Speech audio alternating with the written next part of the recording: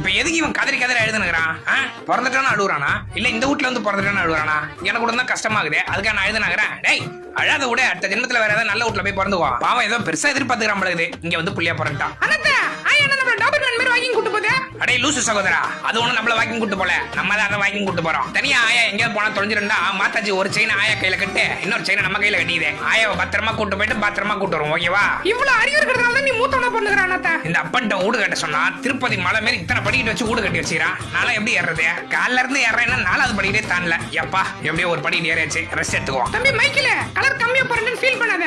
அக்கா ஆண்ட எழுதுற இந்த ஐஸ்கிரீம் மூஞ்சில 3 நாள் போடுறேன். ஏன் பல பலன்னு ஆயிடுவேன். ஃபேஸ் நல்லா கூலிங்கா இருக்கா? எப்பா தயவு செஞ்சு இந்த பாக்கியலட்சுமி சீரியல் மட்டும் வைக்காதப்பா. யார் யாருக்கு புருஷன் யார் யாருக்கு பொண்டாட்டின்னு யோசிச்சு முடியெல்லாம் கொட்டி வச்சுப்பா. நீனே கேட்டி வை சொக்கத்தங்க படம் பாப்பா. லூசு பையன் மொபைல் நோண்டினே போறான் பாரு. என்ன சுக்கி தனியா உட்காந்துக்குது. சோட்டா மீ எங்க போனா? சுக்கி நல்லா இருக்கறியா? என்ன ஆப்பிள் ஜூஸா கூட டேஸ்ட் பாப்போம். சூப்பரா இருக்கு சுக்கியா. ஃப்ளைங் கிஸ் கூட. நான் ஒரு ஃப்ளைங் கிஸ்க்கு ஆப்பிள் ஜூஸ் கொடுத்துட்டா அதான் சோட்டா பீம் இவ்வளவு விட மாட்டான் பழகுது. இந்த லூசு பையன் பாரு தனியா போறான். சுக்கி நாளைக்கு ஆரஞ்சு ஜூஸ் எடுத்து வா. டேய் மகனே, வந்ததுக்கு அப்புறம் நீ அப்பா அடிப்பியா? வந்ததுக்கு அப்புறம் நான் இப்ப அடிக்கிறேன் பாரு. ஏன்டா 2 வயசு தான் ஆகுது, அதுக்குள்ள என்ன ஸ்கூல்ல சேர்த்து போய் அட்மிஷன் ஃபார்ம் வாங்கினறியா? ஒட்டே அடி உனக்கு.